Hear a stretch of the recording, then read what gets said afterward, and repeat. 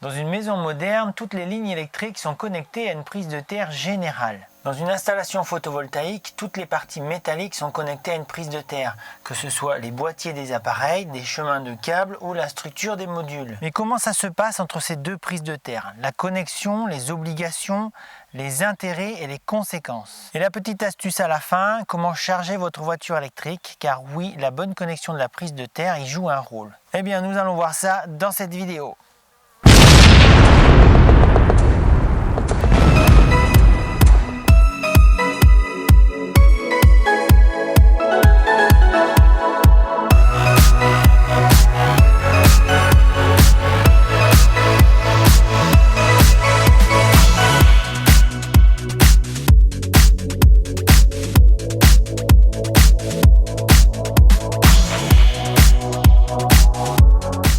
La première chose, c'est pourquoi faut-il une prise de terre? Je vous affiche son symbole pour les schémas qui vont venir ensuite. C'est la protection des personnes via des disjoncteurs ou des interrupteurs différentiels. C'est la protection contre la foudre via des parasurtenseurs qu'on appelle plus souvent des parafoudres. C'est l'équipotentialité des réseaux. À titre d'exemple, dans une petite usine où je remaniais le tableau électrique principal, lorsque je branchais les différentes prises de terre qui venaient des autres tableaux dans les autres secteurs de l'usine, certaines me faisaient des petites étincelles au niveau de la connexion.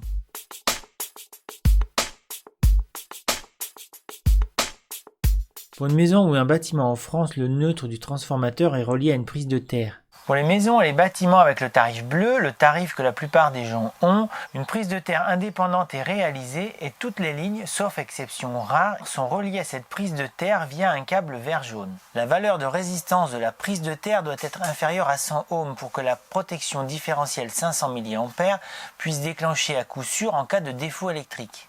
En France, dans le tableau de répartition de la maison ou du bâtiment, le câble de neutre n'est pas relié à la terre. Mais dans certains pays, ça peut être le cas. Ce choix technique dépend du système de protection des personnes qui a été adopté par chaque pays. Pourquoi brancher correctement la prise de terre de votre centrale autonome ? La première raison, particulièrement terre à terre si j'ose dire, c'est que c'est vous en tant que propriétaire ou installateur qui pourrait être mis en cause s'il y avait un accident électrique avec des personnes qui viendraient chez vous ou chez votre client. Il est d'ailleurs possible de faire vérifier votre installation, même installation autonome, par un bureau de contrôle indépendant. Deuxième raison plus pragmatique, vous augmentez nettement la protection de vos appareils contre la foudre ou contre des surtensions passagères. Il y a également les effets de boucle électromagnétique qui peuvent augmenter les deux risques que je viens de citer. Comment bien réaliser la prise de terre pour votre site isolé et pour les autres cas également? En premier lieu, pour réaliser une bonne prise de terre, à moins d'avoir une chance folle et un terrain particulièrement bon, un simple piquet de terre de 1 mètre enfoncé dans le sol ne suffit pas. Quand je parle d'une bonne prise de terre, je veux dire qu'elle aura une résistance inférieure à 30 ohms, même si la règle pour le consuel c'est 100 ohms. 30 ohms, c'est surtout pour évacuer correctement les surtensions en cas de foudre. Car à quoi bon installer un parafoudre si la prise de terre à laquelle il est connecté ne permet pas d'évacuer les surtensions avant que celles-ci ne détruisent votre matériel? La valeur de résistance de la prise de terre se mesure idéalement de manière indépendante avec un telluromètre. On peut aussi mesurer la valeur de prise de terre avec un appareil compact directement dans la prise électrique. Autre avantage de ce type d'appareil, qui sont assez onéreux il faut le dire, c'est qu'il vous vérifie directement si la phase est du bon côté des prises. Petite anecdote, un jour j'ai mesuré la prise de terre chez un ami, il avait un piquet de terre qui était planté dans la roche, et la résistance était de 935 ohms, de souvenir, autant dire qu'il n'avait pas de prise de terre. Pour ceux qui se lanceraient dans la création de la prise de terre, puisque c'est le sujet de la vidéo d'aujourd'hui, mais aussi peut-être dans votre installation électrique, dans sa rénovation ou dans son contrôle. Moi j'avais acheté il y a quelques années le bouquin L'installation électrique aux éditions Erol. Donc c'est Thierry Gaillosio et David Fédulot. Donc depuis il y a des éditions plus récentes. Je vous mettrai le lien affilié en description puisqu'il y en a.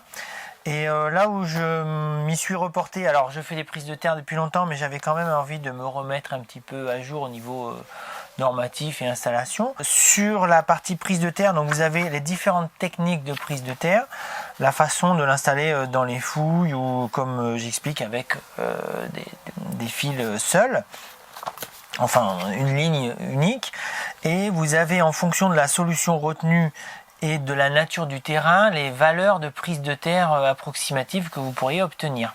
Je ne donnerai pas ici une recette à suivre à la lettre. Je vais juste vous montrer comment je fais les prises de terre dans les maisons qui sont déjà construites. Je ne parlerai pas des maisons neuves où la prise de terre est réalisée en fond de fouille dans la construction. À la sortie de la maison, vous mettez votre bornier de terre principal et vous utilisez de la câblette nue de 25 mm carrés. L'idéal, c'est d'avoir au moins 25 mètres. Alors, selon la place, vous faites une seule ligne. Et si vous pouvez, de faire en pas de doigt 2 lignes de 12,5 mètres de long. Et si vous pouvez, vous faites 4 branches de 12,50 m. Donc, vous achetez 50 mètres de câblette. Je suis conscient du prix.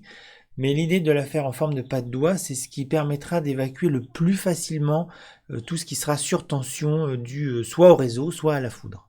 Alors, je parle du réseau là parce que les prises de terre telles que je les explique sont valables autant pour les maisons autonomes que pour les maisons reliées au réseau. L'idée, c'est d'expliquer la prise de terre de manière générale. Et au bout de chaque brin de prise de terre que vous aurez mis, qu'il y en ait 1 ou 4, vous mettez un piquet de terre. Donc, en général, 1 mètre, c'est suffisant puisque vous avez déjà enterré votre prise de terre. Et vous mettez un regard pour pouvoir visiter, pouvoir contrôler que cette prise de terre est correctement connectée, même si vous regardez que tous les 5 ans, mais c'est un petit contrôle qui peut être à faire dans le temps. Les tranchées devront faire minimum 40 cm, mais ça aussi, ça dépend de la nature de votre terrain. L'idéal, c'est quand même de mettre la prise de terre le plus profond possible, alors si possible 1 mètre, tout simplement pour qu'elle ne soit pas tributaire des conditions météo. Genre, quand il pleut, la prise de terre est très bonne et quand il fait très sec, la prise de terre elle est quasi inexistante. La stabilité de la prise de terre, c'est aussi la stabilité de la sécurité dans votre maison. Comment bien relier vos prises de terre et pourquoi le faire? Alors oui, j'ai bien dit les prises de terre. Dans une installation autonome, il y a toujours un générateur principal. On va partir du principe que ce sont les modules photovoltaïques, mais ça peut être un groupe électrogène, une éolienne et pour les plus chanceux, une turbine hydraulique. Et selon votre configuration de bâtiment, s'ils sont assez éloignés, vous aurez plusieurs prises de terre. Donc une prise de terre pour la maison, une prise de terre dans le garage, une prise de terre pour le local énergie, une prise de terre pour l'éolienne. Et dans ce cas précis, vous devez absolument relier toutes vos prises de terre. Alors ça, c'est le cas où les bâtiments sont très éloignés. S'ils le sont moins, vous pouvez bien sûr avoir une seule prise de terre au niveau de votre maison, ou de votre garage, ou de votre local technique, et relier toutes ces prises de terre ensemble. Enfin, relier toutes les masses métalliques, même s'il n'y a pas des prises de terre indépendantes. Et si vous installez une éolienne, elle devra avoir sa génératrice et son mât, souvent métalliques, qui sont connectés à la terre. La structure des modules photovoltaïques devra être reliée à la terre. Et de manière générale, toutes les parties métalliques d'une installation qui sont en lien avec de l'électricité, 240 volts, mais ça peut aussi, c'est valable aussi pour le courant continu des modules, devront être connectés à une prise de terre. En début de vidéo, je parlais des étincelles qui se produisaient lorsque je reconnectais les tableaux électriques dans une petite usine. Là, c'était un cas particulier, c'était en bord de mer, le sol était humide forcément, on était dans des marais salants. Et en fait, ça, c'est dû à l'éloignement des différents postes, des différents tableaux électriques. Il y a des tensions qui se créent entre les différentes zones. Et si vous avez plusieurs bâtiments, vous aurez exactement le même cas. Et le risque de pas connecter toutes ces prises de terre ensemble, quand je parlais d'équipotentialité, c'est que toutes les prises de terre et toutes les zones électriques sont ramenées à une tension commune. Si vous le faites pas, le cas principal où c'est un gros problème, c'est la foudre. Par exemple, si la foudre tombe d'un côté de votre ensemble de bâtiments, il peut y avoir 30 000 volts dans le sol, et à l'autre bout, on va dire 100 mètres plus loin, il y a 240 volts. Donc entre les deux, il y a 29 760 volts de différence.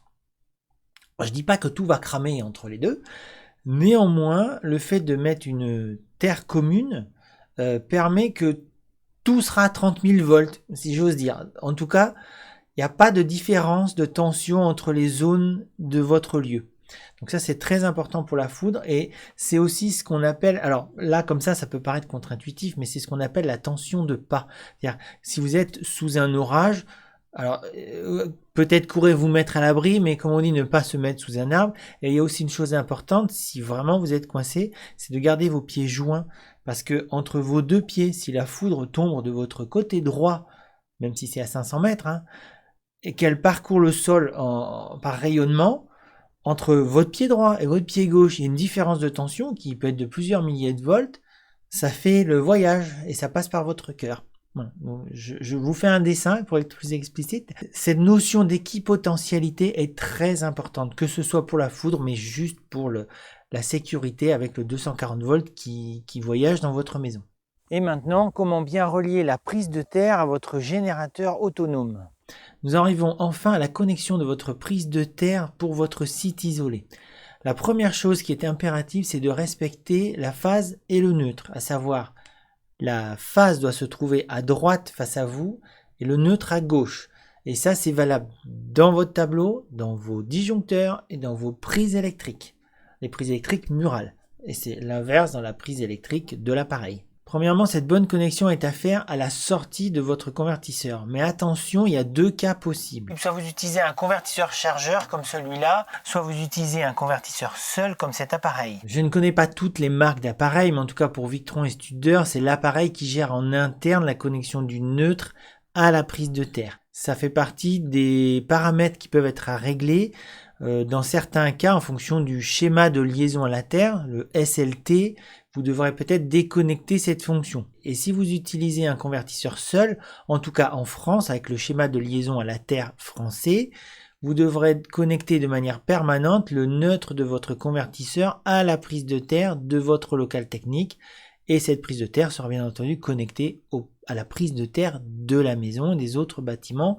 Tout devra être interconnecté. Et le petit truc en plus que cela permet de faire quand on a correctement connecté sa prise de terre à son générateur autonome. Un jour, j'ai un client chez qui j'avais refait l'installation. Je vous mets une fiche ici. Il avait une voiture électrique, il a sans doute toujours, et il voulait absolument pouvoir charger sa voiture électrique avec un groupe électrogène. Au cas où il serait pas proche d'une borne, bien que maintenant c'est un peu moins nécessaire, il y a assez de bornes. Mais voilà, l'idée c'était vraiment d'être indépendant. Donc j'avais dit, donc il avait un vieux groupe électrogène, on a fait un essai, ça marche pas, le chargeur se mettait en défaut. Bon, j'ai supposé que ça venait de la qualité du groupe, parce que c'était plus un groupe de chantier. Et je suis revenu quelques temps plus tard avec mon propre groupe électrogène, un 5000 watts avec une bonne régulation AVR. On branche, et ça marchait toujours pas. Donc bon, c'est un chantier où je suis revenu régulièrement pour améliorer l'installation, enfin vraiment la refaire. Du coup, j'avais commencé à regarder sur les forums comment charger une voiture électrique et tout ça. Les informations étaient assez parcimoniques, on va dire. Et en gros, ce qui ressortait, c'est qu'il fallait acheter un groupe électrogène inverter. Donc les inverters, ce sont des groupes électrogènes dont la production d'énergie passe par un petit onduleur à l'intérieur, ce qui fait que le signal est vraiment bien, une belle sinus, un beau signal électrique. Donc je lui fournis l'appareil parce que localement il n'avait pas trouvé, j'avais dit les caractéristiques qu'il fallait, ce qu'il n'avait pas. Bon, donc je lui trouve l'appareil, je lui ramène, je branche la voiture électrique, ça marchait toujours pas. Et là j'ai tilté en fait j'ai créé un petit cordon exprès dans lequel j'ai branché le neutre à la prise de terre, j'ai branché la machine, enfin le chargeur, et immédiatement ça a pris en charge et la voiture se mettait à être chargée avec le petit groupe électrogène. Alors c'était un 5000 watts de souvenir en inverter. Donc c'est un petit budget, les inverters, c'est un peu plus cher, mais la qualité du courant, alors hormis cette problématique de la prise de terre qui n'est pas connectée à l'intérieur, les inverters ça vous sort quand même un signal qui est vraiment très propre. Gros avantage également, c'est que souvent ce sont des petits moteurs essence qui font pas de bruit, relativement peu de bruit, et d'ailleurs ce sont ceux-là qu'on voit souvent sur les marchés, les gens qui font fonctionner, ils ont un petit groupe inverter à l'arrière, on l'entend pas beaucoup, et ça permet d'avoir du courant de bonne qualité. D'ailleurs ça me fait penser que pour ceux qui ont un groupe électrogène en complément, alors surtout si vous avez un convertisseur chargeur, lorsque votre groupe électrogène est en marche et que vous passez en chargeur, le relais de transfère tout, mais transfère pas la terre. C'est-à-dire que quand votre convertisseur chargeur passe en mode groupe électrogène, c'est le groupe électrogène qui alimente votre bâtiment. Et dans ce cas-là, la liaison à la terre se fait au niveau du groupe électrogène, ou en tout cas dans la prise qui sert à faire la liaison entre les deux. On est arrivé au bout de cette vidéo, j'espère qu'elle vous sera utile et qu'elle vous a plu. Si c'est le cas, merci d'y mettre un pouce en l'air. Si vous pensez qu'elle peut être utile à quelqu'un d'autre, pensez à la partager. Je souhaite remercier les YouTube members et Michel et Fabien qui sont les deux derniers arrivés. Merci à tous ceux qui contribuent à la chaîne de manière directe et indirecte, à tous ceux qui utilisent les liens d'affiliation que je mets de temps en temps dans la description, tous ceux qui mettent des commentaires, qui partagent les vidéos, qui mettent des pouces en haut et même ceux qui mettent des pouces en bas. Je suis également présent sur Instagram où je vous partage des petites anecdotes, soit de chantier, soit de bricolage que je fais. Vous pouvez rejoindre le Slack Technique d'ici où on parle technique. Alors il y a plusieurs termes, même si la plupart sont des thèmes énergie renouvelable. Il y a la page Facebook où vous êtes maintenant plus de 430 personnes qui suivent cette page. J'y publie plus rarement parce que j'utilise moins le réseau Facebook, mais je tiens quand même à le conserver. Pour ceux qui ne la connaissent pas encore, j'ai aussi la chaîne Technique d'ici où je partage des petites brèves techniques, des petites choses que je fais sur les chantiers. En général, ce sont des petites vidéos qui durent 1 à 6 minutes où je présente un élément particulier ou une astuce. Je vous souhaite un bon été et je vous dis à bientôt pour les prochaines vidéos.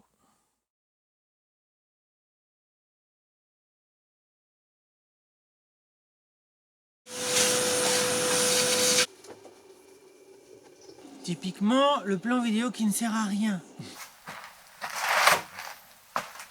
On se rend pas compte, hein, mais...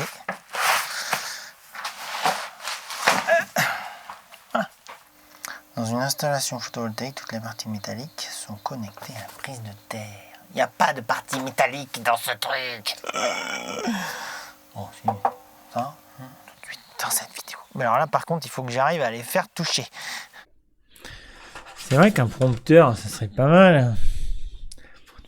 Eh bien, nous allons voir ça dans cette vidéo.